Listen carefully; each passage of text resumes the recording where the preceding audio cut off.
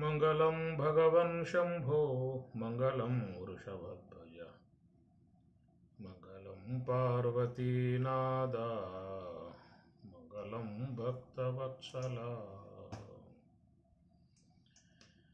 త్రుల్లి త్రుల్లి పడబోకే తుంటరి బొమ్మ మళ్ళీ మళ్ళీ రాబోది మానవ జన్మ. త్రుల్లి త్రుల్లి పడబోకే తుంటరి బొమ్మ మళ్ళీ మళ్ళీ రాబోది మానవ జన్మ.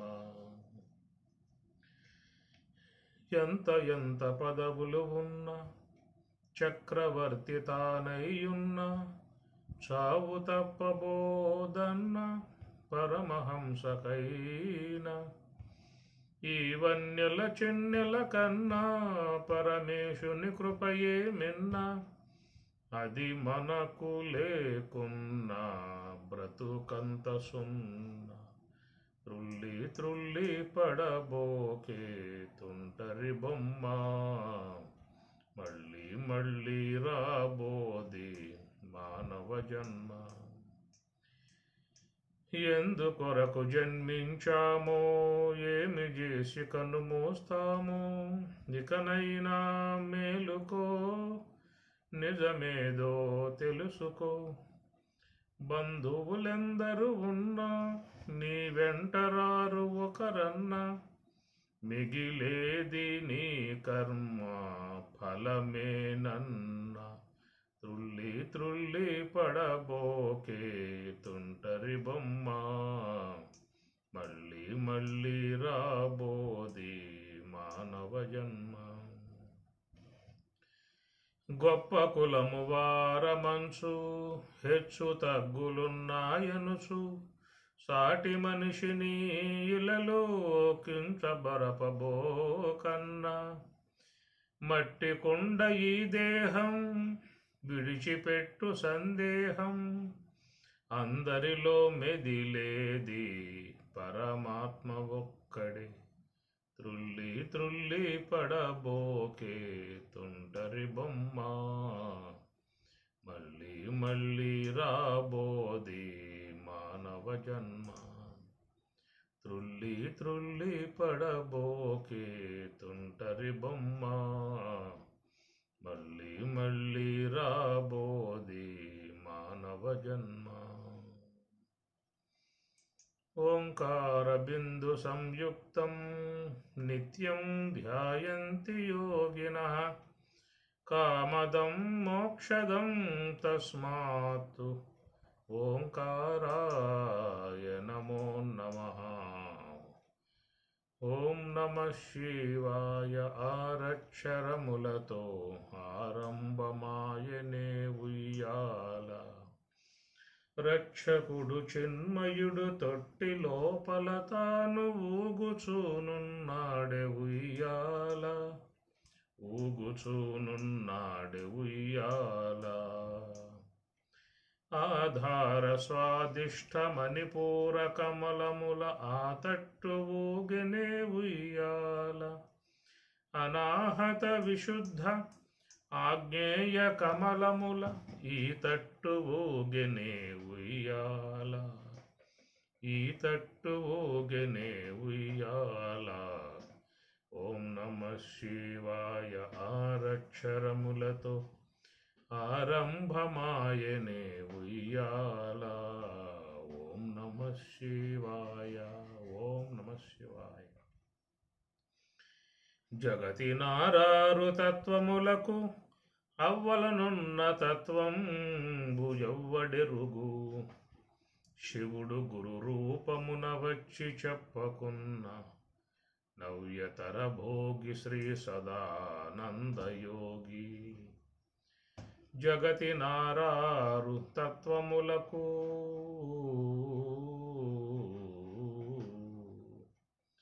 ఆరార్లు 36 తత్వాలు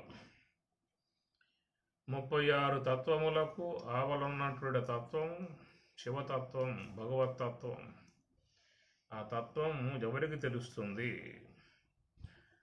6 6 36 అన్నప్పుడు 20 తత్వాలు, 20 తత్వాలతో ఆ తర్వాత పైనున్నటువంటి 5 పంచతన్మాత్రలు, మొత్తం 30 పంచతన్మాత్రలకు పైనున్నటువంటివి త్రిగుణములు, సాత్విక అహంకారము, రాజసిక అహంకారము, తామసిక అహంకారం 3. ఈ విధంగా 36, 33. దాంతోపాటు అహంకార తత్వము, మహత్తత్వం, అవ్యక్తత్వం 3 చేరితే 36 తత్వాలు అవుతాయి. జగతి నారారు తత్వములకు అవ్వలనున్న తత్వంబు ఎవ్వడెరుగు, శివుడు గురు రూపమున వచ్చి చెప్పకున్న నవ్యతర భోగి శ్రీ సదానందయోగి. ఆ పరమశివుడే వచ్చి ఈ తత్వజ్ఞానాన్ని అందించాల్సి ఉంటుంది. కనుక ఆ శివుడు, భగవంతుడు, సర్వేశ్వరుడు ఇచ్చినటువంటి వేదవాంగ్మయము, ఆ వేదములలో ఉన్నటువంటి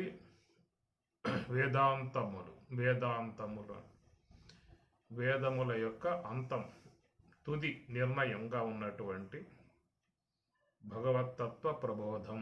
ఉపనిషత్తులు, ఈశ, మొదటి ఉపనిషత్తు ఈశ సర్వేశ్వరుడు బోధించినటువంటి భాగాలు కాబట్టి ఈశతో ఆరంభమయ్యేటువంటి ఉపనిషత్తులు ఈశ, కేన, కట, ప్రశ్న, ముండ, మాండిక్య, ఐతరేయ, తైతరేయ, బృహదారణ్యకాది ఇత్యాది ఉపనిషత్తులు ఎన్నో మనకు ప్రసాదింపబడ్డటువంటివి.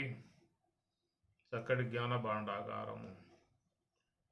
అట్లనే వైదికంగా ప్రయాణం చేసేటువంటి వారికి పూర్వ భాగం ఇచ్చినటువంటి విధానము.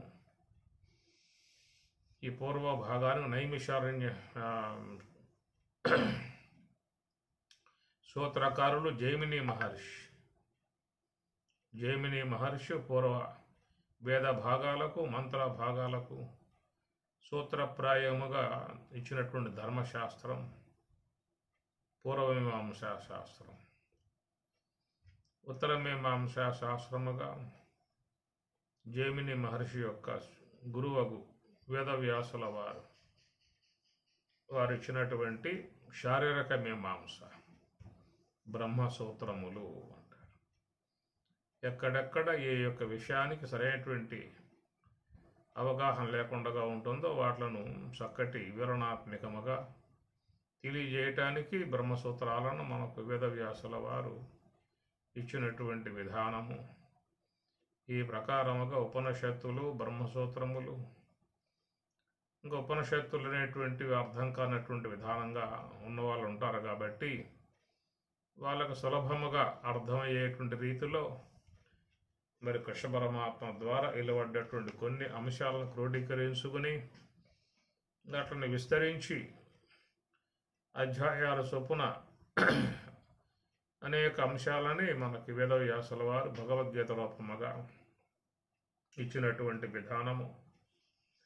కనుక మోక్ష విషయమై ఇంతటి గొప్ప ప్రయత్నం జరిగింది.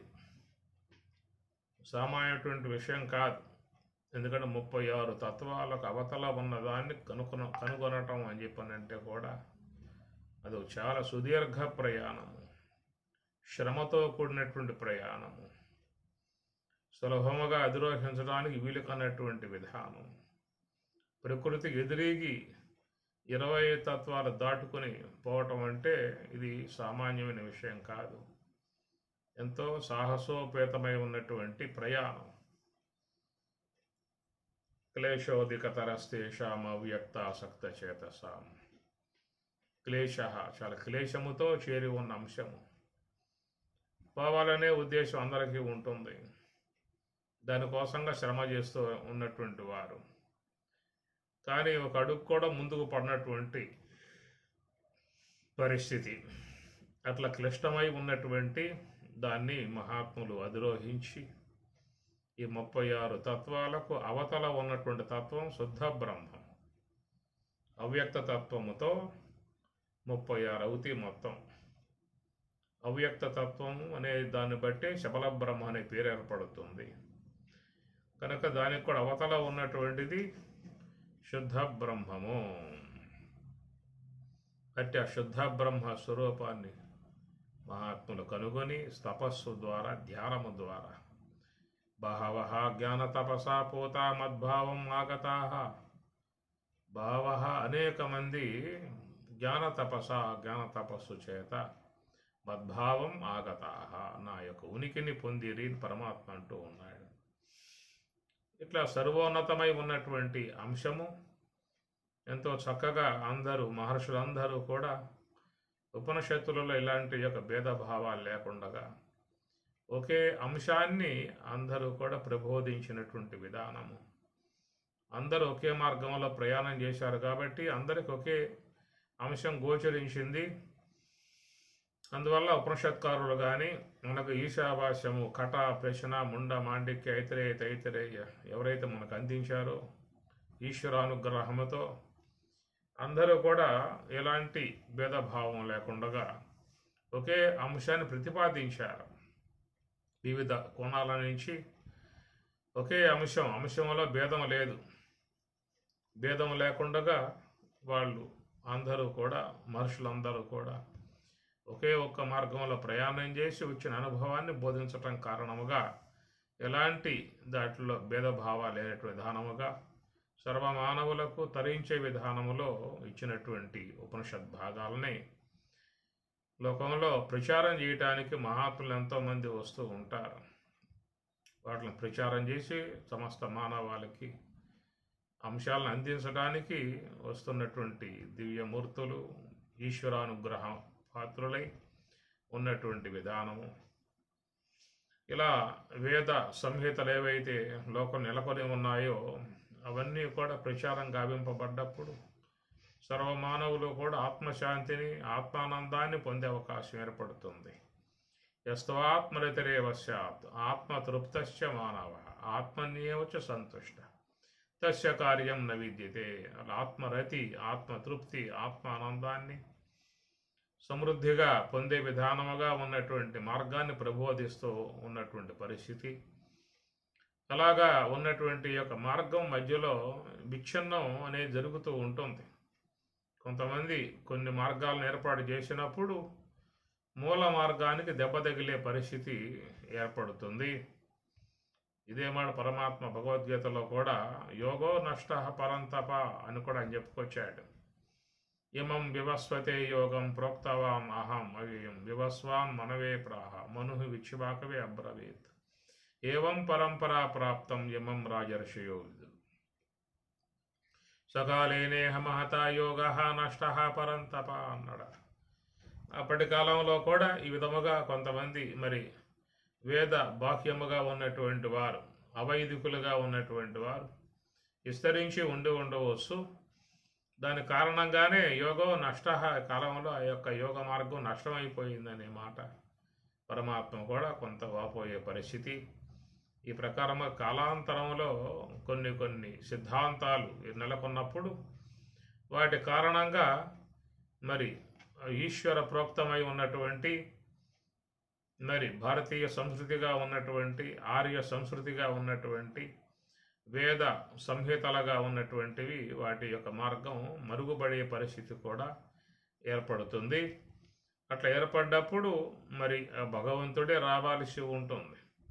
ధర్మ సంస్థాపనార్థాయ సంభవామి యుగే యుగే. ధర్మ సంస్థాపనార్థమై మరి శ్రీమన్నారాయణుడు ఆ యొక్క బాధ్యత వహించినప్పుడు జ్ఞాన సంస్థాపనార్థాయ జ్ఞానమును సంస్థాపన చేయటానికి, జ్ఞానాన్ని తిరిగి మరల లోకంలో వ్యాప్తి చేయటానికి సర్వేశ్వరుడు ఆయన కూడా ఈ లోకంలోకి వచ్చే విధానంగా ఉంటుంది. ఆ ప్రకారంగా మరి చూస్తే ఆ కాలంలో మహాత్ములు వారి యొక్క అవతారాలన్నీ కూడా లోకోద్ధరణ కోసముగా సర్వమానవారిని మోక్ష మార్గంలో పయనింపజేయటానికి వాళ్ళు అవతరించే విధానాలలో ఎంతోమంది మహాత్ములు లోకంలోకి వచ్చారు. శంకరాచార్యుల వారు మాత్రం విశేషమైనటువంటి యొక్క ఈశ్వరాంశగా వచ్చినటువంటి విధానము, మరి ఆనాటి కాలంలో ఎక్కడ పడ్డా కూడా బౌద్ధారామాలు, భారతదేశం అంతా కూడా చూస్తే బౌద్ధారామాలు అయిపోయినాయి ఎక్కడ వాడు. జైన మతం అంతకుముందు జైన మతం ప్రాచీన కాలం నుంచి ఉన్నది. జైన మతం తర్వాత వ్యాప్తి అయ్యింది ఈ బౌద్ధ మతము అని చెప్పని. కనుక ఈ బౌద్ధ మత విధానములో వైదికమంతా కూడా అడుకంటింది. భగవద్గీత, ఉపనిషత్తులు, బ్రహ్మసూత్రాలు వాటి ప్రస్తావనే లేదేక. కేవలం బౌద్ధ సంబంధమై ఉన్నటువంటి అంశాలే లోకంలో వ్యాప్తి చెందినటువంటి విధానము. కనుక అలాగా మడుగంటి సామాన్య మానవులకి ఈ యొక్క వేద సంహితలు అందే అవకాశం లేకుండా పోవటంతో మరి ఆ సర్వేశ్వరుడే రావాల్సినటువంటి యొక్క ఆవశ్యకత ఏర్పడింది. కనుక జ్ఞాన సంస్థాపనార్థాయ, ధర్మ సంస్థాపనార్థాయ రెండూ లోకంలో ఉండాలి. ధర్మం అనేది ఉండాలి, జ్ఞానం అనేటువంటిది ఉండాలి. ఈ రెండూ కూడా మానవుడు తప్పినప్పుడు భగవంతుడే రావాల్సినటువంటి పరిస్థితి ఏర్పడుతుంది. ఆ ప్రకారంగా మరి శంకరాచార్యుల వారు సాక్షాత్తు మరి ఆ శంకరుడే, పరమశివుడే, శంకరాచార్యుల వారు వచ్చినట్లుగా మనకి మహాత్ములు భావిస్తూ ఉన్నటువంటి పరిస్థితి. ఆయన మరి చిన్నతనంలోనే సమస్త వేదశాస్త్రమంతికి కూడా ఆపోషణం పెట్టి అద్వైత సిద్ధాంతాన్ని చక్కగా అధ్యయనం చేసి ఉపనిషత్తులు, భగవద్గీతాది గ్రంథాలన్నీ కూడా ఆపోషణం పెట్టి ఇవన్నీ తిరిగి మరల లోకంలో నెలకొల్పాలి. దీన్ని కోలిపోయాయి, ఎక్కడ పడ్డా ఏమి లేవక. ఇది ప్రచారమే లేదు, దీని యొక్క ఆచరణే లేదు. కేవలం జైనం, బౌద్ధం, ఇంకా కాపాలికం ఇలాంటివన్నీ కూడా వ్యాప్తి అయిపోయి మరి భారతీయ సంస్కృతిగా ఉన్నటువంటి, వేద సంస్కృతిగా ఉన్నటువంటి మార్గాలు మొత్తం కూడా అడుగంటిపోయినటువంటి పరిస్థితులలో ఇక ఆయన ఈ సమాజంలో వ్యాప్తి అయినటువంటి యొక్క వాటి మీద ఒక పోరాట శంఖాన్ని పూరించాడు ఆ కాలంలో. అది సాహసోపేతమైనటువంటి విధానము. ఎందుకంటే ఎవరి యొక్క మతాల్లో వాళ్ళు బాగా పాతుకుపోయి ఉంటారు. ఎవరి మతాన్ని కదిలించినా వాళ్ళు ఎమ్మటే ఒక్కసారిగా ఆవేశంతో పైకి వస్తారు. వేదన తీసుకోండి లోకంలో. కనుక వాళ్ళ దాంట్లో బాగా కూరుకుపోయి ఉంటారు. యోయ శ్రద్ధ సయేవ సహా.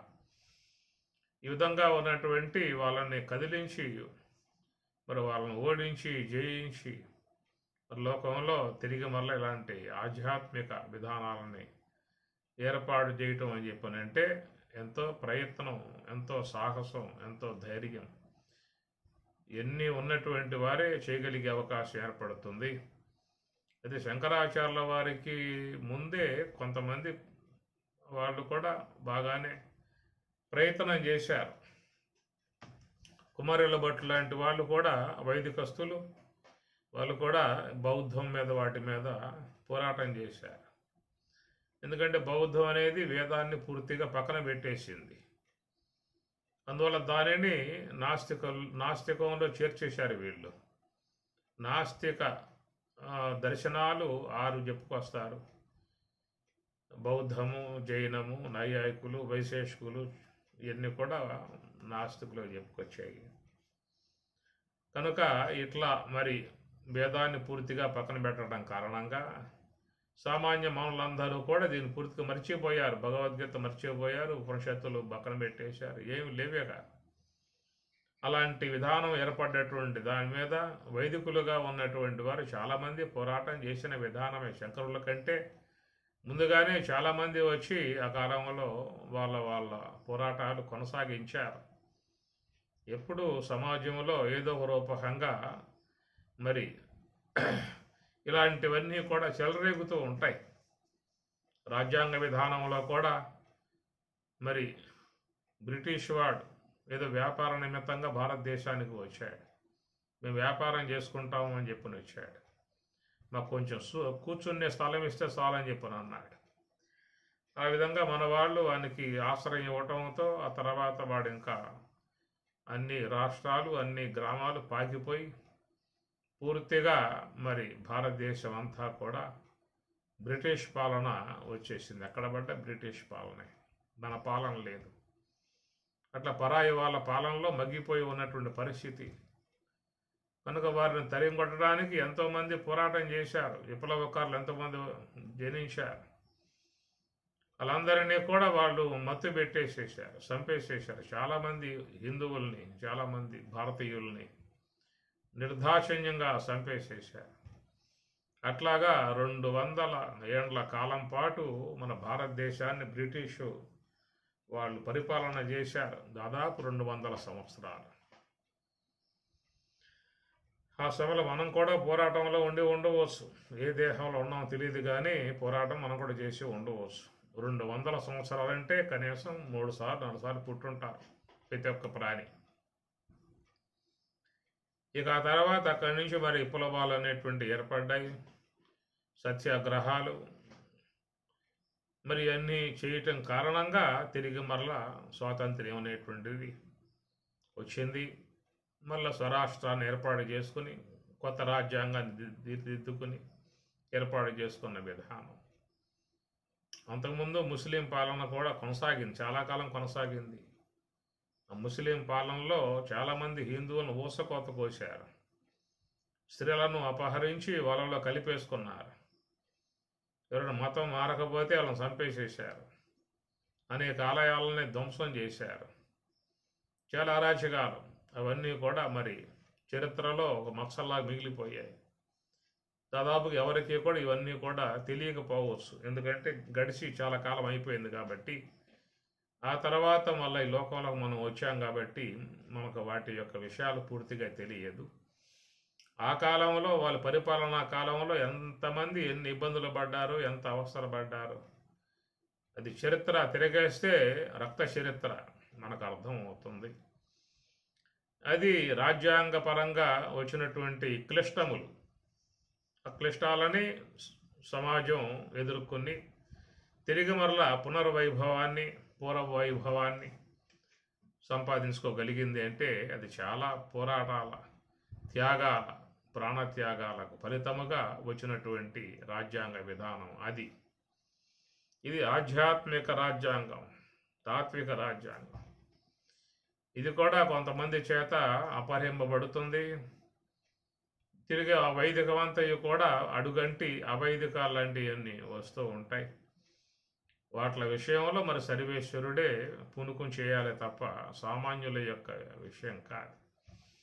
సామాన్యులై ఉన్నటువంటి వారు ఎంతవరకు చేస్తారు, కొంతవరకే వాళ్ళ ప్రబోధాలు చేసి లోకంలో తాత్వికం అందించటం వరకే తప్ప ఇది పెద్ద పెద్ద పోరాటాలు చేయాలంటే సాక్షాత్ సర్వేశ్వరుడే రావాల్సి ఉంటుంది. ఆ ప్రకారంగా వచ్చినటువంటి వాళ్ళు మహాత్ములు దైవం మానుష రూపేణ అన్నట్లుగా నిర్వికారమై నిరాకారమై ఉన్నటువంటి భగవంతుడు ఒక మానుషి రూపంలో రావటం లాంటి విధానం చూస్తే అంతకుముందు శంకరాచార్యుల వారికి ముందు ఎంతోమంది మహాత్ములు అవతరించి ఉన్నటువంటి విధానమే. చరిత్రాత్మకంగా మనకి అందనటువంటి ఎన్నో ఉన్నాయి. ఇలాంటివి ఎప్పుడూ కూడా ఏర్పడుతూ ఉంటాయి, పోరాటాలు జరుగుతూ ఉంటాయి, మళ్ళా తీసుకొచ్చి మార్గాన్ని గాడిలో పెట్టే పరిస్థితి చేస్తూ ఉంటారు. మళ్ళా బండి గాడి దప్పుతుంది, మళ్ళా ఏ వైపుకో పోతుంది. ఇట్లా తెచ్చేటువంటి వాళ్ళల్లో అగ్రగణ్య స్థానంగా మనం భావించుకునేది శంకరాచార్యుల వారిని. వారికంటే ముందే అనేక మంది మహాత్ములు కూడా పోరాటాలు చేశారు. వాళ్ళు కూడా కొంతవరకు చేసి వెళ్ళిపోయారు తప్ప పూర్తిగా వారు దాన్ని సాధించిన విధానం కాదు.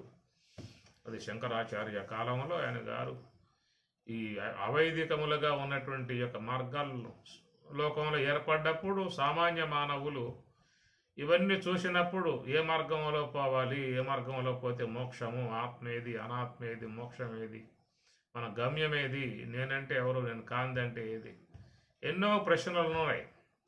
ఆ ప్రశ్నలకు జవాబు రావాలని చెప్పనంటే మా ఒక వైదిక విధానముగా ఉన్నటువంటి ఉపనిషత్తులు, భగవద్గీత ఇలాంటివి మాత్రమే. కాబట్టి మానవ జీవితాన్ని చక్కగా సరిదిద్ది ఉన్నతమైనటువంటి శిఖరాలకు అధిరోహింపజేసేటువంటిది ఆధ్యాత్మికము.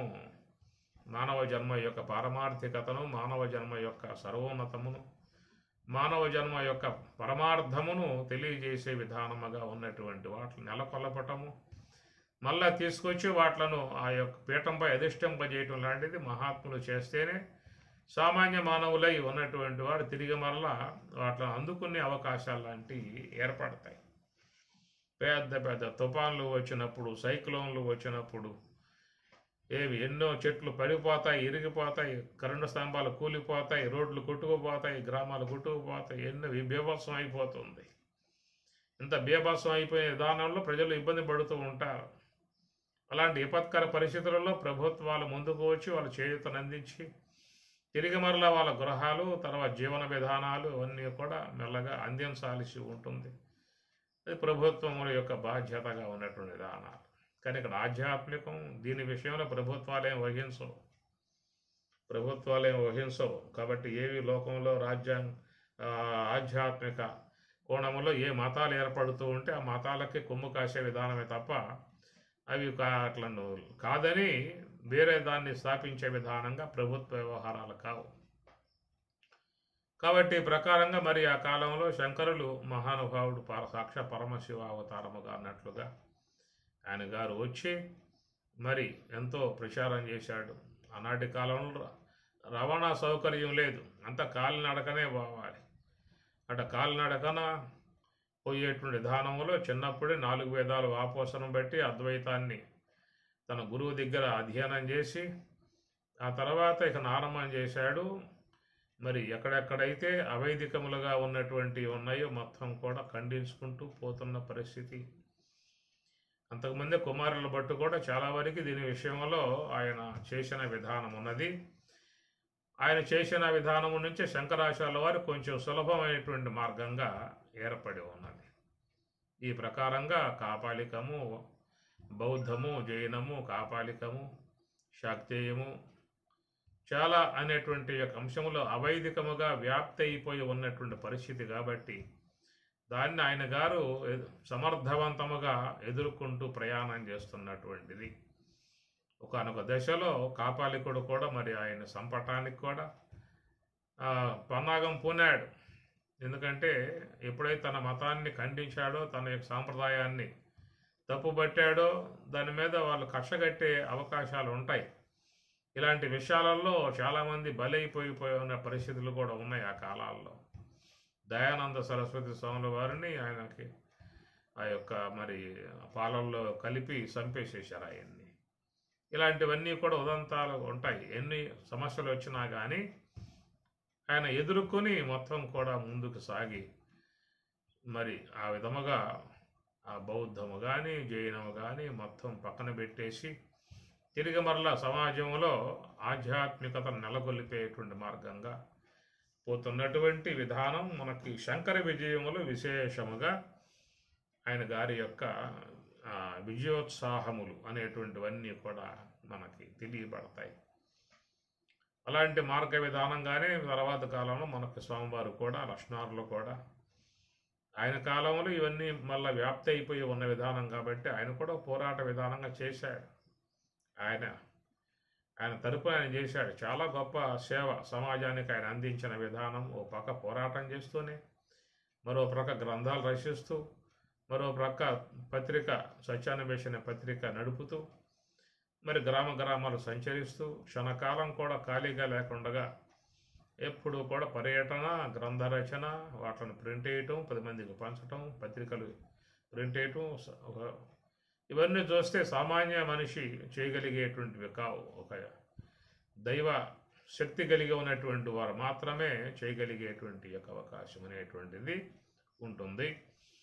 కాబట్టి ప్రకారముగా వాళ్ళు చేయబట్టే మనం ఈనాడు చక్కగా ఈ తాత్వికాన్ని అధ్యయనం చేసుకుంటున్న పరిస్థితి. లేకపోయినట్లయితే ఇతర సాంప్రదాయాలు ఏర్పడినప్పుడు మనం కూడా వాటిల్లో ప్రవేశించి ఆ మార్గాల్లో పోవాల్సిన పరిస్థితి ఏర్పడి ఉండేది. ఎందుకంటే సామాన్యులై ఉన్నటువంటి వారు వాటి యొక్క వాస్తవ అవాస్తవములు, సత్య అసత్యాలని చూడగలిగేటువంటి శక్తి అనేటువంటిది ఉండదు. అది ఒక ఈశ్వరుని యొక్క అంశగా వచ్చినటువంటి వారు మాత్రమే వారి యొక్క స్థాయిలో వాళ్ళు ఉంటూ, వాళ్ళ ఉనికిలో వాళ్ళు ఉంటూ, ఈ యొక్క అనాదిగా వస్తున్నటువంటి యొక్క సాంప్రదాయం వేద మార్గం ఉన్నదో దాన్ని వాళ్ళు నెలకొల్పితే తప్ప మరలా సామాన్యులై ఉన్నటువంటి వారు దాన్ని ఆ మార్గంలో ప్రయాణం చేసే అవకాశం అనేటువంటిది ఉండదు. ఆ ప్రకారముగా శంకరాచార్యుల వారు అనేక మతాలని అనేక సాంప్రదాయాలని ఈ వాదన ద్వారా, అంటే వాదన ఎక్కడ పడ్డా చర్చ, వాదన, కూర్చోవటం, వాళ్ళతో వాదన చేయటం, ఆ వాదనలో వాళ్ళకి వారిలో ఉన్నటువంటి లోపాలను ఎత్తి చూపించటం, ఈ విధంగా ఉందాయా నీ మతంలో, ఈ విధంగా ఉంది నీ యొక్క సాంప్రదాయంలో, దీనివల్ల మీరు తరించే అవకాశాలు ఉండదు, కనుక మిమ్మల్ని ఆశ్రయించి వచ్చేటువంటి వాళ్ళు కూడా అపమార్గంలో పడి మోక్షానికి దూరం అయిపోతారు అనేటువంటి విధానంగా వారితో పోరాటం, వాదన చేయటం, వాదనలలో వాళ్ళని ఒప్పించటం, తిరిగి మరలా వాళ్ళని తన యొక్క ఆ మార్గంలోకి తీసుకురావటం, ఇది సామాన్యమైనటువంటి విషయం కాదు. ఏదో మనం మాటలుగా చెప్పుకుంటామే కానీ ఆ రంగంలో దిగితే మనకు అర్థం అవుతుంది. అసలు అది ఎంత పటిమ లేకపోతే, ఎంత శాస్త్ర పటుత్వం లేకపోతే, శాస్త్రం పట్ల అవగాహన లేకపోతే అవన్నీ చేయగలిగే అవకాశాలు ఉండవు. ఎవరికి కూడా మనం సమాధానం చెప్పాలంటేనే మనకు సాధ్యం కాకుండా ఉండేటువంటి పరిస్థితి. వాళ్ళు ప్రశ్న వేస్తే మన దగ్గర సమాధానం చాలా లేవు. అలాగా మరి అలాంటివన్నిటిని కూడా ఆయన గారు ఏకపక్షంగా ఎదుర్కొంటున్నటువంటి పరిస్థితి. మరి ఆ కాలంలో కొంతమందిని కూడా ఆయన గారు సంపాదించుకున్నాడు, శిష్యుల్ని. గట్టి వాళ్ళు కావాలి. అట్లా పద్మపాదుడు, అస్తామలకుడు, తోటకాచార్యులు, ఇలాంటి వాళ్ళంతా కూడా ఆయనకు సహాయంగా నిలబడ్డారు. ఆ కాలంలో ఆయన పోరాటంలో వాళ్ళు కూడా భాగస్వాములయ్యారు, ఉన్నారు. ఇది ఒక మహా విప్లవాత్మకమై ఉన్నటువంటి ఒక ప్రయాణం, సామాన్యటువంటి యొక్క యుద్ధం కాదు. దీంట్లో ప్రాణాలకు కూడా చాలా ప్రమాదమైనటువంటి యొక్క పరిస్థితులు కూడా ఎదురయ్యే పరిస్థితి. అలాంటివన్నీ ఎదుర్కొని ముందుకు పోవటం అని చెప్పనంటే దైవ సంబంధమై ఉన్నటువంటి అంశతో చేరి ఉన్నారు కాబట్టి ఆయన గారు ఆ పని చేయగలిగినటువంటి పరిస్థితి. ఇట్లా ఆయన ఉద్దేశం ఏంటంటే మరి ఈ యొక్క సమాజంలో అంత కడిగే అది మొత్తం పేరుకుపోయాయి, ఎక్కడ పడ్డా మొత్తం పేరుకుపోయాయి. పిచ్చి మొక్కలు, కలుపు మొక్కలు ఎన్ని బాగా పేరుకుపోయినటువంటి వాటిని తీసేసి తిరిగి మరలా ఆధ్యాత్మిక నందనవనాన్ని ఉండేట్లుగా ఏర్పాటు చేయటానికి ఆయన గారు ఎంతోమందిని సహాయంగా తీసుకున్నటువంటి విధానం. ఎక్కడెక్కడైతే పండితులై ఉన్నారో వాళ్ళతో వాదించి వాళ్ళని తన దారికి తీసుకువచ్చి తన మార్గం వైపు నడిపించి వాళ్ళను కూడా ప్రచారకులుగా చేసేటువంటి పరిస్థితి. తానొక్కడే చేయగలిగిన పరిస్థితి కాదు, కొంతమందిని తయారు చేస్తే వాళ్ళు మళ్ళా కొన్ని ప్రాంతాల్లో వాళ్ళు కూడా తిరిగి ప్రయత్నం చేసి కొంతవరకే ఆయన యొక్క చేస్తున్నటువంటి దానికి సహాయముగా నిలిచేటువంటి అవకాశం కూడా ఉంటుంది. అలాంటి భాగంలో మరి కుమారుల భట్టు వద్దకు వెళ్ళాడు శంకరాచార్యుల వారు. కుమారుల భట్టు వద్దకు వెళ్ళి నీతో వాదనకు వచ్చాను అన్నాడు. ఆయన అప్పటికే ఒక ప్రాయశ్చిత్త విధానముగా తుషాగ్ని ప్రవేశం చేసి ఉన్నాడు. తుషాగ్ని ప్రవేశం అంటే బౌద్ధుల్ని ఆయన గారు ఓడించాడు. ఆయన బౌద్ధంలోనే చేరి బౌద్ధ సన్యాసం తీసుకుని బౌద్ధుల దగ్గర ఉండి వాళ్ళ రహస్యాలన్నీ తెలుసుకుని తర్వాత అక్కడి నుంచి బయటకు వచ్చి సన్యాసాన్ని విప్పేసి మళ్ళీ వైదికుడుగా మరి యజ్ఞోపవేతము, శిఖ ఇవన్నీ కూడా ధరించి మళ్ళీ వాళ్ళతోనే ఆయన గారు పోరాటం చేశాడు. బౌద్ధుల్ని చాలామందిని ఓడించాడు.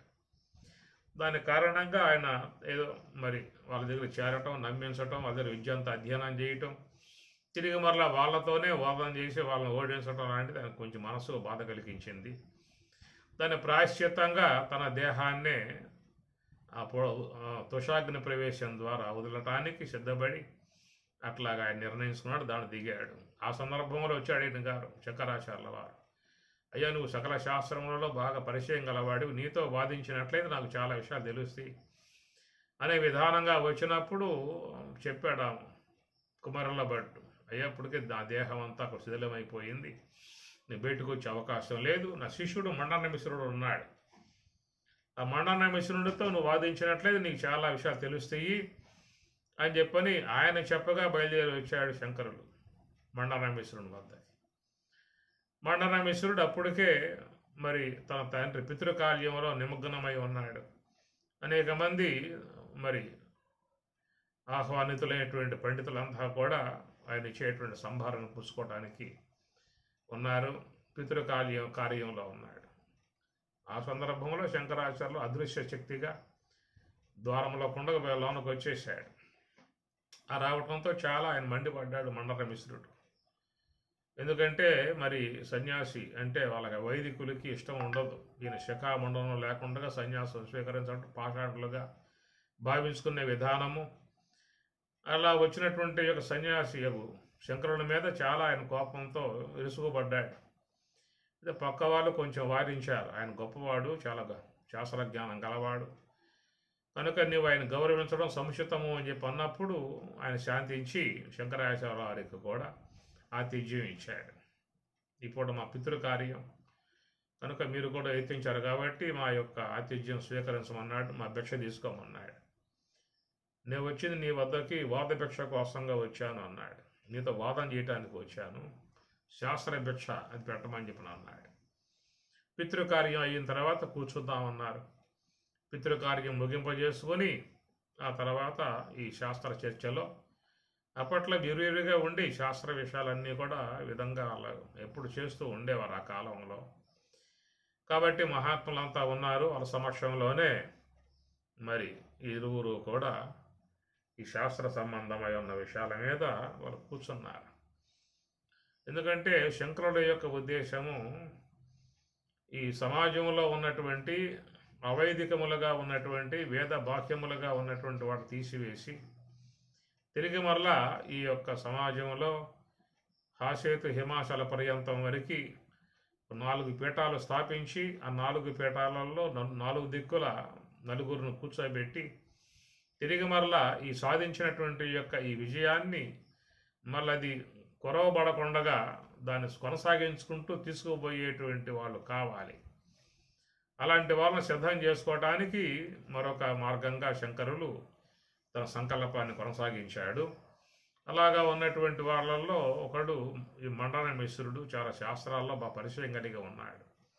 ఇలాంటి వాళ్ళు కనుక కొంత మార్పు కనుక వచ్చినట్లయితే వాళ్ళ ద్వారా సమాజంలో కొంతవరకు కొన్ని అంశాలను ప్రవేశింపజేసే అవకాశం ఏర్పడుతుంది. తాను అనుకున్నటువంటి 4 పీఠాలకు నలుగురులను కూర్చోబెట్టి తిరిగి మరలా ఆ యొక్క ఆధ్యాత్మిక పాలన మొత్తం సాగిపోయే విధానముగా ఆయన యొక్క ఆలోచనలు అంతర్గతంగా ఉన్నటువంటి ఆలోచనలు కొన్ని ఉంటాయి మహాత్ములకి.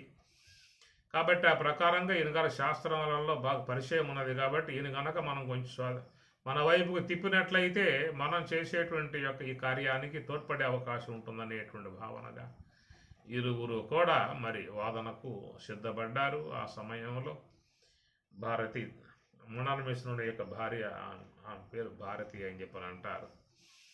ఆమె ఉభయులకు ఒక న్యాయ సలహాగా ఆమె గారు ఉందన్నమాట. న్యాయ సలహాగా ఉన్నది. ఒకటేమో కర్మకాండ, రెండోది జ్ఞాన మార్గము. ఈ రెండింటికి కలిగేటువంటి వాదోపవాదాలు.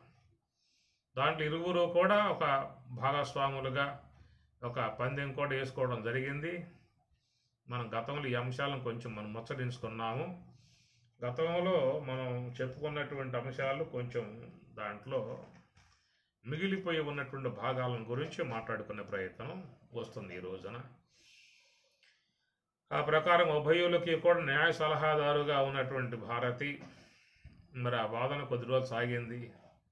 చివరికి మండనమిశ్రుడు తన యొక్క వాదన ఓటమిని అంగీకరించాడు. ఎందుకంటే శంకరుల ముందు ఆయన నిలబడలేకపోయాడు. ఆయనకి అన్ని విధాలలో పరిచయం ఉన్నది. పూర్వ భాగం పరిచయం, ఉత్తర భాగం పరిచయం కాబట్టి కనుక మండనమిశ్రుడు శంకరుని ముందు శంకరుని యొక్క వాగ్ధాటికి తట్టుకోలేక చివరికి చేతులు ఎత్తేశాడు, నమస్కారం చేశాడు. కాబట్టి మీదే గెలుపు అన్నాడు.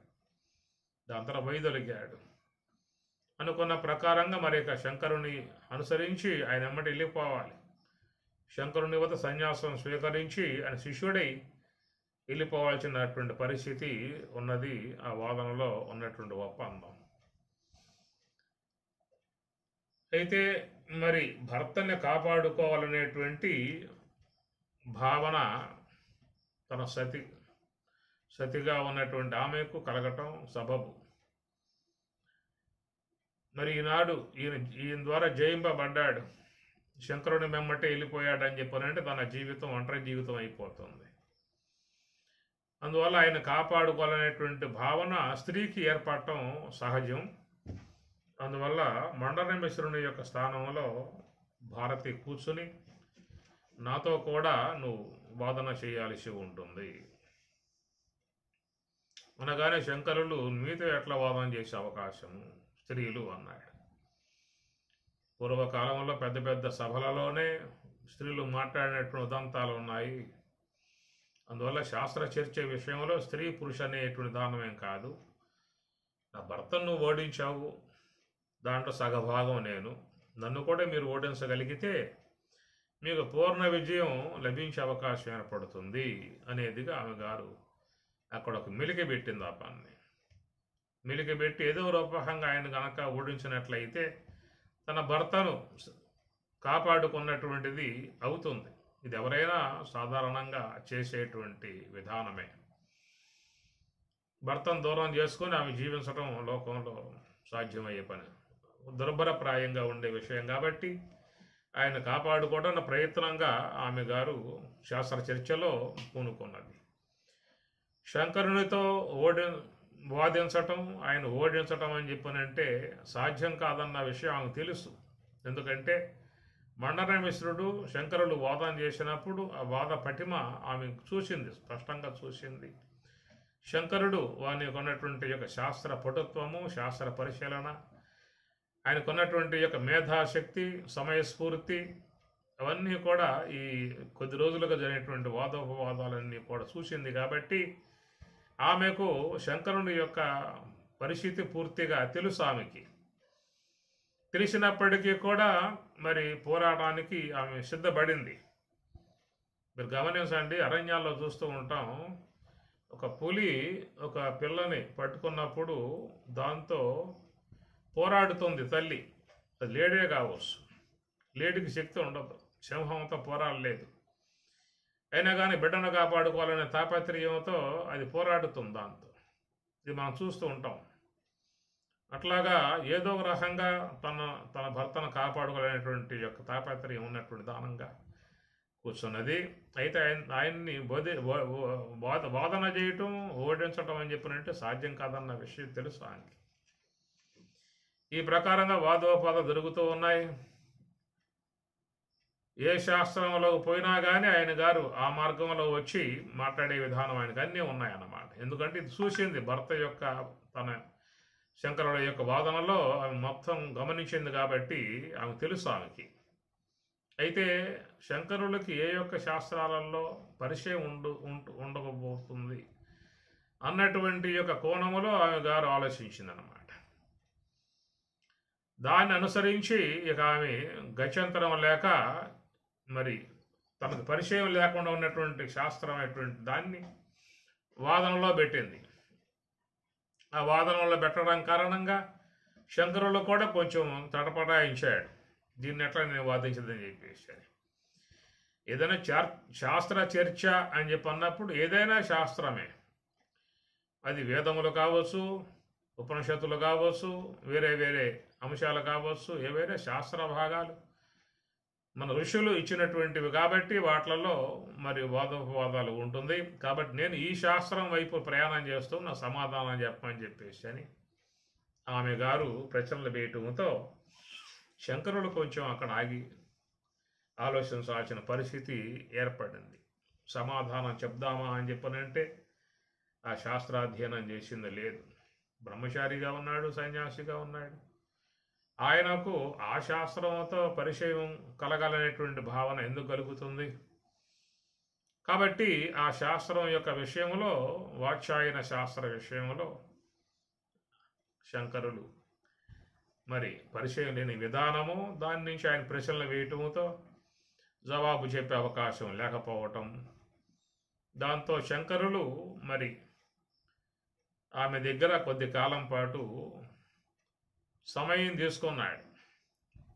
ఎందుకంటే ఆయన యొక్క సంకల్పంగా విశ్వంలో అందరినీ కూడా మరి జయిస్తూ తన యొక్క అద్వైత సిద్ధాంతాన్ని స్థాపింపజేసుకుంటూ వ్యాప్తి చేసుకుంటూ వచ్చేటువంటి విధానములో మరి ఒక చోట ఆయన గారు ఒక వాదనలో ఓడిపోయాడు అని చెప్పనే మాట వచ్చింది అని చెప్పనంటే తను అనుకున్నటువంటి దానికి తను దాన్ని సాధించాలని చెప్పి అనుకున్నాడో దానికి విఘాతం కలిగే అవకాశం ఏర్పడుతుంది. కనుక ఎట్లయినా సరే ఈ విషయంలో కూడా మనం నెగ్గాలి, దీంట్లో కూడా మనం విజయం సాధించాలి. అది ఆయన గ్రంథమే శంకర విజయం. అయింది శంకరాచార్య వారు ఎక్కడ పడ్డా విజయం చేసుకుంటూ వస్తూ ఉన్నాడు. కాబట్టి దానికోసంగా ఆయన గారు సెలవు తీసుకున్నాడు. కొద్ది కాలం పాటు గడువు కోరాడు. గడువు కోరి అక్కడి నుంచి బయలుదేరి వచ్చాడు. ఎట్లా దీన్ని అధ్యయనం చేసేది, దీని అనుభవాన్ని పొందేది, వాత్స్యాయన కామశాస్త్రము, దాని విషయం మీద అందరు ప్రశ్నలు వేసింది, జవాబు చెప్పని చెప్పి అడిగింది. ఏం మాట్లాడే అవకాశాలు మన దగ్గర లేవు. ఏం మాట్లాడినా ఆయన కొట్టేస్తుంది. చివరికి మన ఓటమి అంగీకరించాల్సి వస్తుంది. ఇంతకాలముగా పోరాటం చేస్తూ ఇంతకాలంగా విజయాలను సాధిస్తూ వచ్చేటువంటి యొక్క నేను చివరికి ఈ విషయం కాడ ఓటమిని అంగీకరించాలా అనేటువంటిది కూడా కొంత పట్టుదల కలిగే అవకాశం ఉంటుంది. సమర్థులై ఉన్నవాళ్ళు, ఒక సంకల్పాన్ని వహించి ఉన్నటువంటి వారు, విశ్వ విజయాన్ని ఆయన అపేక్షించినటువంటి వారు, ఈ విషయం కాడ మనం ఎట్లా తల ఒగ్గి ఓడిపోయాను అని చెప్పి అనడానికి అవకాశం, దాన్ని కూడా మనం సాధించాలనేటువంటి పట్టుదల ఆయనలో ఏర్పడి ఉన్నటువంటి అవసరం విధానం. లేకపోతే అప్పుడు నమస్కారం పెట్టేసి నాకు తెలియదమ్మా, నేను దీని విషయంలో నా ఓటమిని అంగీకరిస్తూ ఉన్నాను అని చెప్పాలి ఆయన గారు. నాకు ఈ విషయాల పరిచయం లేదు, నాకు ఈ శాస్త్రం తెలియదు, కనుక నేను నా ఓటమిని అంగీకరిస్తూ ఉన్నాను అని వెళ్ళిపోవాల్సి వస్తుంది. అదే ఆమె కోరుకుందో కూడా. ఆయన ఓటమి అంగీకరిస్తేనే తను అనుకున్నటువంటి కార్యం నెరవేరుతుంది, తన భర్తను కాపాడుకోవటం అవుతుంది. కానీ ఆ విషయం కాడ ఓటమిని అంగీకరించడం ఆయనకి ఇష్టం లేదు కాబట్టి దాన్ని సాధించాలనే భావనగా మరి ముందుకు బయలుదేరాడు. మార్గాన్ని అన్వేషణ చేస్తున్నాడు, ఆలోచన చేస్తూ ఉన్నాడు. మరి ఆ ప్రకారంగా ఉన్నప్పుడు మరి ఆ యొక్క రాజ్య పరిపాలన చేస్తున్నటువంటి ఒక రాజు శరీరాన్ని సాలించి నిష్క్రమిస్తే ఆ విషయాన్ని విన్నటువంటి శంకరులు తన శిష్యులతో చెప్పాడు, అయ్యా ఈ ప్రకారంగా రాజు దేహం సాలించాడు, కాబట్టి నాకు ఈ మంచి అవకాశము, అనుకున్నటువంటి కార్యం సాధించడానికి ఇది ఒక మంచి అవకాశము. నేను ఆ శరీర భాగంలో ప్రవేశించి అక్కడ రాజ్య సంబంధమై ఉన్నటువంటి యొక్క వాళ్ళ ద్వారా ఆ కామ సంబంధమై ఉన్నటువంటి అంశాలు అధ్యయనం చేసి చివరికి నేను విజయాన్ని సాధిస్తా అని చెప్పని అన్నప్పుడు శిష్యులు కూడా కొంత వారించారు. మీరు గ్రంథంలో చూస్తే అర్థమవుతుంది. శంకర విజయంలో శిష్యులు కూడా వారించారు. ఈ క్లిష్టమై ఉన్నటువంటి యొక్క అంశాలు వీటిల్లోకి పోతే ఇబ్బందులు వస్తాయి, సమస్యలు వస్తాయి అని ప్రకారంగా కొంత అక్కడ శిష్యులకు శంకరాచార్యుల వారు వాదోపవాదం జరిగాయి. అక్కడ జరిగినా కానీ శంకరుడు తన యొక్క వాదనలతో వాళ్ళని శాంతపరిచి ఆ దేహాన్ని మీరు కాపాడండి అనేటువంటి విధానంగా వాళ్ళకి అప్పచెప్పి అక్కడి నుంచి ఒక మార్గము ద్వారా, ఒక నాడీ మండలం అని చెప్పి అంటాం కదా, ఒక మార్గం ద్వారా ఆయన ఆ శరీరము నుంచి పోయి రాజుగారి యొక్క శరీరములో ప్రవేశించటం జరుగుతుంది. అక్కడ కొద్ది కాలం పాటు రాజరికంలో మరి అలాంటి భోగ సంబంధమై ఉన్నటువంటి, స్త్రీ సంబంధమై ఉన్నటువంటి అనేక అంశాలను ఆయన గారు అధ్యయనం చేసినటువంటి పరిస్థితి. దీని మీద మనకు సందేహాలు కూడా కొంత కలిగే అవకాశాలు ఉంటాయి. ఎందుకంటే అంత మహానుభావుడు ఇలాంటి విధాయకాలుగా ప్రవేశించటంలో గల విధానాలు ఏమిటి అనేటువంటి దాని మీద మన సందేహాలు, మన గతంలో కూడా ఈ సందేహం మీదే నేను చెప్పా కానీ అది పూర్ణమైనటువంటి విషయం కాదు. కనుక సందేహం రావటం సహజము, అడగటం కూడా మంచిదే. కానీ దాని విషయంలో సాంప్రదాయకులై ఉన్నటువంటి వారందరూ కూడా సగౌరవంగానే స్వీకరించారు. ఎన్నో అద్వైత సాంప్రదాయాలు, అద్వైత పీఠాలు ఎన్నో ఉన్నాయి. మరి అందరూ కూడా దానిని సగౌరవంగానే తమ యొక్క మరి ఆ భావాలని స్వీకరించటం జరిగింది. ఎవరు కూడా దాని విషయంలో మరి ఇంకొక రకంగా ఆలోచించినటువంటి విధానం కూడా కాదు.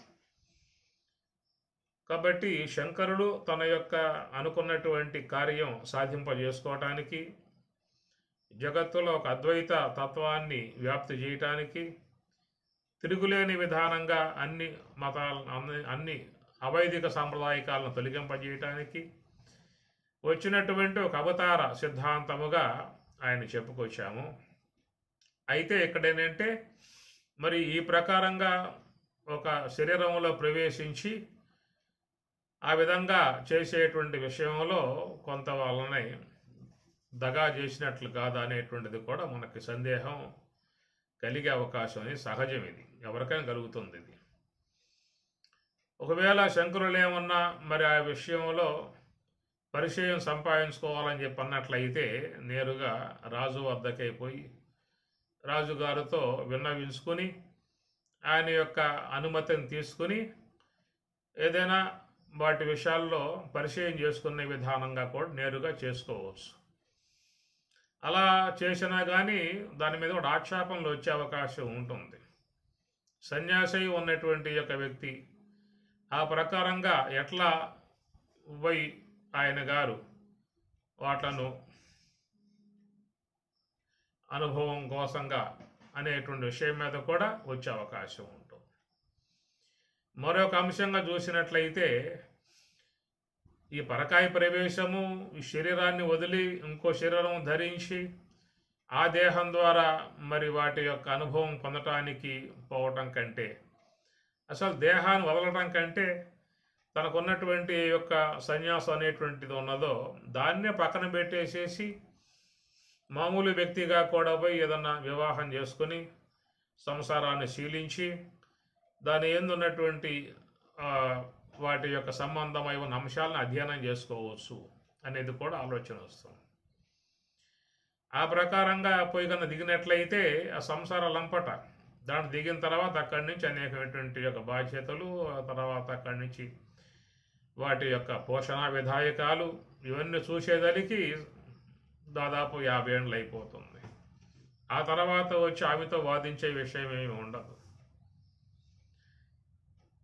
ఈ ప్రకారంగా ఉన్నటువంటి విధానాలలో మరి చూస్తే శంకరుడు అదొక అవతార విధానము. సాక్షాత్ సర్వేశ్వరుడు తన యొక్క దైవ కార్యముగా, జ్ఞాన కార్యముగా తన వైదికమును లోకంలో యథాస్థానం నిలపడానికి వచ్చిన విధానం. కాబట్టి అలాంటి వారిని ఎలాంటి దోషాలు కూడా అంటవనేటువంటి విషయంగానే సాంప్రదాయకులందరూ కూడా గ్రహించినటువంటి విధానము.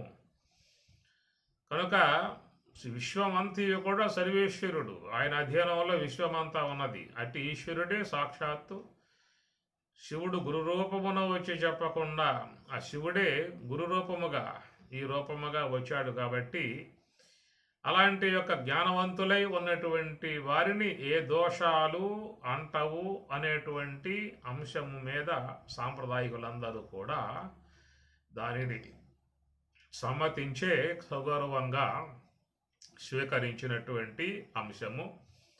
ఇప్పుడు మనం చెప్పుకున్నట్లుగా రాజుగారి దగ్గరికి పోయి ఆయన్ని మెప్పించి ఆయన యొక్క అనుమతితో అంతఃపురంలో ప్రవేశించి పని చేసినట్లయితే అది కూడా ఆక్షేపణకు గురయ్యే అవకాశం ఉంటుంది. లేదు ఈ కాయాన్ని వదిలి దేహాన్ని వదిలిపోవటం దానికంటే ఈ సన్యాస బట్టలని పక్కన పెట్టేసేసి పోయి సాంప్రదాయకంగా వివాహం చేసుకొని చేద్దామన్నా తన కార్యం సంపూర్తి అయ్యే అవకాశం లేదు. మళ్ళీ లంపట దాంట్లో దిగిన తర్వాత బయటపడే అవకాశాలు దాంట్లో ఉండవేక. అది జీవితకాలం పాటు పడేటువంటి బంధం. ఆ బంధం నుంచి ఆయన అనుకున్నటువంటి కార్యం సాధించాలని చెప్పనంటే సాధ్యమయ్యే పని కాదు. అందుచేత ఈశ్వరుడు అగ్నిస్వరూపుడుగా భావించిన విధానము, హత్వాపి స ఇమాన్ లోకాన్ నా హంతి నా నిబధ్యతే. భగవద్గీత. హత్వా అపి సహ ఇమాన్ లోకాన్, సహ అట్టి బ్రహ్మజ్ఞానట, ఇమాన్ లోకాన్ ఈ లోకములో ఉన్నటువంటి వాళ్ళందరినీ కూడా హతాన్, హత్వా అపి చంపినప్పటికీ కూడా అట, నా హంతి నా నిబధ్యతే, అతడు నా హంతి చంపినవాడే కాదు, నా నిబధ్యతే బంధింపబడడు అని మనకు భగవద్గీతలో ఒక పదం వస్తుంది. కాబట్టి ప్రకారముగా సమాజములో ఏర్పాటు చేసుకున్నటువంటి అంశములు అవన్నీ కూడా సామాన్యమై ఉన్నటువంటి వాళ్ళ వరికి మాత్రమే అన్వయమయ్యేటువంటి ఇక గ్రహించుకోవాల్సిన అంశము. మహాత్ములుగా ఉన్నటువంటి వారి యొక్క విషయములో దోషాన్ని ఆపాదించటము అనేటువంటిది సాంప్రదాయకులుగా దాన్ని గ్రహించిన విధానంగా కాదు. ఎందుకంటే ఆ విషయాల మీద గతంలో మనం చూస్తే పురాణ విధానాలలో మరి పరాశరుడు ఆయన కూడా ఒక కార్యార్థమై మరి ఆయన ఏ యొక్క విధానం వహించాడో అది కూడా కొంత ఆక్షేపణలకి వచ్చే అవకాశం ఉంటుంది. కానీ దాన్ని బాహాటంగానే వేదవ్యాసుల వారు తన తండ్రి తన కార్యం ద్వారా తాను ఎలాగ ఉత్పన్నమయ్యాడో ఆ విషయాన్ని బాహాటంగానే ఆయన ప్రకటించినటువంటి యొక్క విధానం కనబడుతుంది భారతములో. కనుక ఆయన ఆ విధముగా సంకల్పం చేయటం కారణంగానే సత్యవతికి వ్యాసులు జనించి ఆయన కారణంగా లోకంలో 18 పురాణములు, భారతము, అనేక ఇతిహాసములు, భాగవతము ఇవన్నీ కూడా రావటానికి గల కారణమైంది. కనుక ఆనాడు పరాశరుడు, ఎందుకంటే వాళ్ళు లంపట విధానం పెట్టుకోరు, తన కార్యార్థమై ఒక విషయముగా సంకల్పం చేసుకుని ముందుకెళ్తారే తప్ప అదంతా ముడులు వేసుకోవటము, ఒక దాంట్లో దిగబడటము, సాటే ఉండటం లాంటిది సామాన్యులుగా ఉన్నటువంటి వాళ్ళు వేసుకున్నటువంటి అనుబంధములు. ఇవి మనం మహాత్ముల యొక్క విషయంలో చూసినట్లయితే అంత వ్యవధి వాళ్ళకి లేదు, అంత సమయము వాళ్ళకి లేదు. వాళ్ళు ప్రయాణం చేయాల్సినటువంటి యొక్క సుదూర ప్రాంతం వాళ్ళది. ఇక్కడే పెట్టు కూర్చున్నట్లయితే వాళ్ళు ఏది కూడా జీవితంలో ఆధ్యాత్మిక విధానముగా ఒక ఆధ్యాత్మ శిఖరాగ్రాలని అధిరోహించడానికి అవకాశాలు ఉండవు. ఎందుకంటే ఇవన్నీ కూడా సామాన్య విధానంలో ముడులు వేసుకుని ఒకసారి కూర్చునే విధానం. ఆ ప్రకారముగా మహాత్ములుగా ఉన్నటువంటి వాళ్ళల్లో ఎవరూ కూడా ఆ దోష ఆరోపణలు చేసింది మనకు కనపడవు.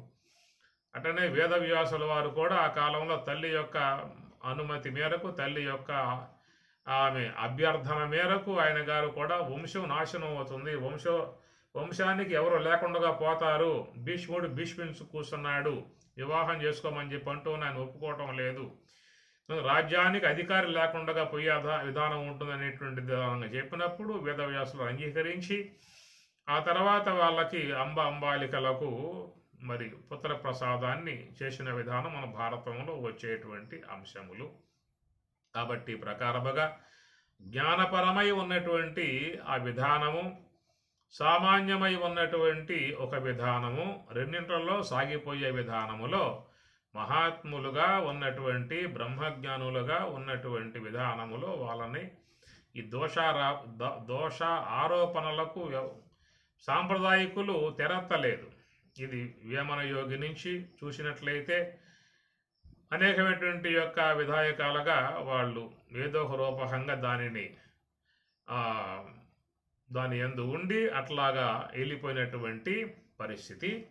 ఇది చూసినట్లే శంకరాచార్యుల వారు ఆ తర్వాత ముండన మిశ్రుణ్ణి తన శిష్యుడిగా చేసుకొని ఆయన ఒక పీఠాన్ని ఏర్పాటు చేశాడు, సురేశ్వరాచార్యులకు ఏర్పాటు చేసి ఆ తర్వాత 4 తిరుగుల 4 పీఠాలు స్థాపించి సర్వజ్ఞ పీఠాన్ని అధిరోహించి మానవ జాతికి చక్కటి జ్ఞానాన్ని, చక్కటి ఆధ్యాత్మిక విధానాలని ఏర్పాటు చేయగా ఈనాటికి కూడా శంకరాచార్యుల వారి అద్వైత సిద్ధాంతాలని అందరూ కూడా వాటిని ఆచరిస్తూ అనుష్ఠిస్తూ ఆయన గారిని గౌరవంగా సౌకర్యంగా పూజ చేసుకుంటూ ఎన్నో పీఠాలు ఈనాడు ఉత్తరాదిలో అయితే దాదాపుగా శంకరాచార్యుల వారి యొక్క సాంప్రదాయమే నడుస్తూ ఉన్నది. దక్షిణాది కూడా అన్ని చోట్ల శంకరాచార్యుల వారి యొక్క పీఠాలే నెలకొని ఉన్నటువంటి విధానము.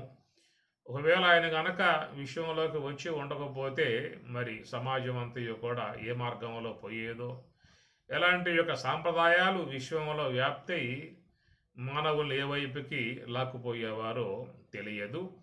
కాబట్టి ఈ ప్రకారంగా శంకరాచార్యుల వారి యందు ఉన్నటువంటి అంశాన్ని ఏ యొక్క రూపంగా చూసినప్పటికీ కూడా వాళ్ళంటి మహాత్ముల విషయంలో దోషాలను ఆరోపణ చేసుకోవాల్సిన అవసరం లేదు.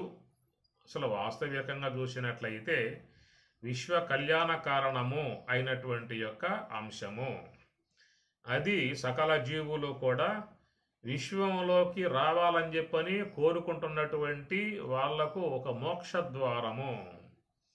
మనం ఒక విషయం మీద మాట్లాడుకుంటూ ఉన్నాం, బ్రహ్మరంధ్రము అని. ఈ బ్రహ్మరంధ్రము అనేటువంటి దాన్ని కలుపుకుంటే మనకు ఉపనిషత్తులలో ఏకాదశ ద్వారం అనేటువంటిదిగా పురం ఏకాదశ ద్వారం, ఈ ఏకాదశ ద్వారాలలో 11వ ద్వారముగా అది బ్రహ్మరంధ్రము అనేటువంటి అంశము ఉన్నది. అయితే 10వ ద్వారం ఏమిటయ్యా అనే విషయం మీద మనం గతంలో మాట్లాడుకుంటూ నాభిద్వారము అది 10వ ద్వారము అనేటువంటి మాటగా మనం చెప్పుకోవటం గతంలో జరిగింది. అసలు వాస్తవికంగా మీరు గమనించినట్లయితే పురం ఏకాదశ ద్వారం అనగా ఈ జీవులు విశ్వంలోకి రావటానికి గల ఉన్నటువంటి ఒక ద్వారము. ఈ జీవులు తమ యొక్క దేహమును సాలించి బ్రహ్మములోకి వెళ్ళిపోవటానికి మార్గమై ఉన్నటువంటి ఒక ద్వారము. రెండింటి యందు కూడా మానవులు సంతృప్తిని ఆనందాన్ని పొందుతున్నటువంటి పరిస్థితి. కాబట్టి ప్రకారంగా దేహమును విసర్జించి ఉన్నటువంటి యొక్క ప్రాణులు తిరిగి మరలా దేహాన్ని పొంది విశ్వంలోకి రావాలనేటువంటి తాపత్రయంతో అపేక్షతో ఎన్నో జీవులు ఉన్నటువంటి పరిస్థితి. శరీరమును ధరించి ఉన్నటువంటి వారు జీవితం యొక్క సమస్యల నుంచి వాళ్ళు తట్టుకోలేక విరక్తిని చెంది ఎప్పుడు ఈ దేహం వదిలి వెళ్ళిపోదామని చెప్పి అనుకుంటూ ఉంటారు. కానీ ఆ దేహం వదిలిపోయిన తర్వాత తిరిగి మరలా వాళ్ళ దేహం పొందటానికి పొందేటువంటి యొక్క అవస్థ తాపత్రయం అంతా ఇంత కాదు.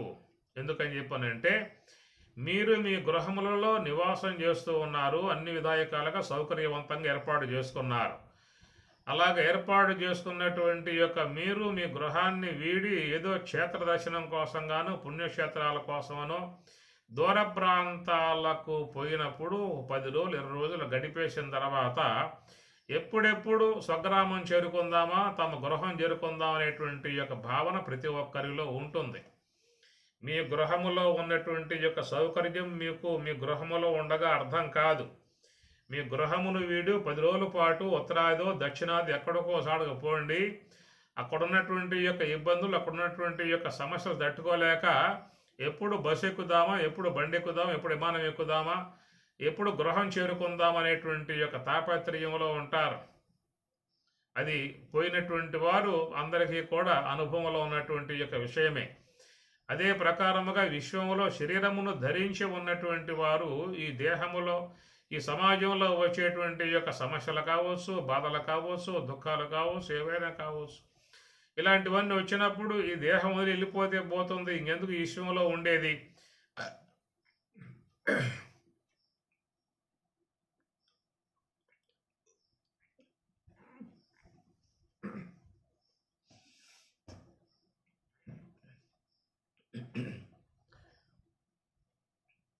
అనేటువంటి భావనలు వస్తాయి. కానీ ఈ దేహమును వీడి పోయినటువంటి జీవులు తిరిగి మరలా శరీరములు ధరించి విశ్వంలోకి రావాలనేటువంటి యొక్క తాపత్రం మీరు వైజ్ఞానికంగా చూస్తే అర్థమవుతుంది. కనుక ఆ ప్రకారంగా ఉన్నటువంటి యొక్క జీవులకు తిరిగి మరలా ఈ దేహము ధరించేటువంటి యొక్క కలిగేటువంటి విధానములో ఆ ప్రాణులకు ఒక ద్వారముగా ఉన్నటువంటి యొక్క అంశము అది కూడా జీవులు నిరంతరముగా అపేక్షిస్తున్నటువంటిది, ఆనందాన్ని అపేక్షించి ఆశ్రయిస్తున్నటువంటిది. అది జీవులు మరి దేహమును పొంది ఈ విశ్వంలోకి విముక్తులుగా వచ్చే విధానముగా ఉన్నటువంటి ఒక ద్వారమైతే, మోక్షాపేక్ష కలిగి ఉన్నటువంటి వారు బ్రహ్మజ్ఞానమును అధ్యయనము చేసి ఈ శరీరాన్ని విసర్జించి పూర్తిగా గత నివర్తంతే తద్ధామ పరమం మమ, ఇక తిరిగి వచ్చే విధానము లేకుండా ఉండేటువంటిదిగా ఏ యొక్క బ్రహ్మరంధ్రము అనబడేటువంటి ద్వారం ఉన్నదో అట్టి ఆ ద్వారములోకి ప్రవేశించి బ్రహ్మస్వరూపులై తరించాలనేటువంటి యొక్క భావన. ఒకటి మోక్ష ద్వారము, ఒకటి పుణ్యద్వారము.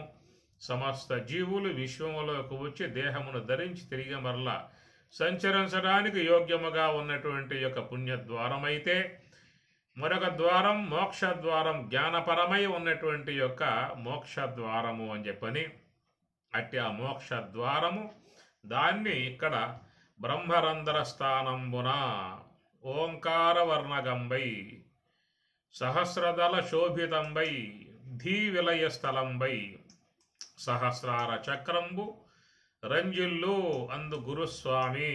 ఈ ప్రకారముగా ఉన్నటువంటి యొక్క ద్వారం దాన్ని బ్రహ్మరంధ్రము అని, అది ఓంకార వర్ణగంబై అనగా అకార ఒకార మకార అర్ధమాత్రలు దాటి బ్రహ్మము యొక్క స్వరూపాన్ని చేరుకునే విధానముగానున్నో, కోటి సూర్య ప్రకాశమానంబై, కోటి సూర్యులు ఒకసారిగా ప్రకాశిస్తే ఎంత ప్రకాశమానంగా ఉంటుందో అలాంటి ప్రకాశమానమై ఉన్నటువంటి స్వప్రకాశమై ఉన్నటువంటి బ్రహ్మస్థానం ధీ విలయ స్థలంబై, దాన్ని సమాధి అని చెప్పని అంటారు.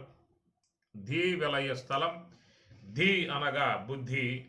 మరి ఆ బుద్ధి అనేది ఆ బ్రహ్మములో పూర్తిగా లయమైపోతున్నటువంటి పరిస్థితి, దానినే సమాధి. సమానగా బ్రహ్మము, ధీ అనగా బుద్ధి, దాని సమాధి అంటారు. ధీ విలయ స్థలంబై సహస్రార చక్రంబు రంజుల్లు అందు గురుస్వామి. సాక్షాత్ శుద్ధ బ్రహ్మముగా ఉన్నటువంటి గురుస్వామి ఆ సుషుమ్నా ద్వారమునందు ఉన్నటువంటి విధానము. అట్టి ఆ ద్వారము చేరుకున్నట్లయితే ఇక మిగతా ద్వారముల్లోకి పోవాల్సిన పరిస్థితి ఇక ఆ జీవులకి ఉండదు అనేటువంటి అంశము. కాబట్టి దీనిని సహస్రార చక్రం అని చెప్పనే విధానముగా చెప్పుకొచ్చారు. ఓం నమ శివాయ. ఆరక్షరములతో ఆరంభమాయనే ఉయ్యాల, ఆధార స్వాదిష్టమణిపూర కమలముల ఆ తట్టు ఊగినే ఉయ్యాల, అనాహత విశుద్ధ ఆజ్ఞేయ కమలముల ఈ తట్టు ఊగినే ఉయ్యాల, ఆ తట్టు ఈ తట్టు ఇరు తట్టు తానాగిలో తట్టు ఊగినే ఉయ్యాల, నాద బిందు రెండు కలసి మెలసి వేగ సత్తు చిత్తాయనే ఉయ్యాల, సత్తు చిత్తాయనే ఉయ్యాల. ఓం నమ శివాయ. ఆరక్షరములతో ఆరంభమాయనే ఉయ్యాల. ఓం సహనా భవతు సహనౌ భునక్తు సహ వీర్యం కరవావహై తేజస్వినావధీతమస్తు మా విద్విషావహై. ఓం శాంతి శాంతి శాంతి.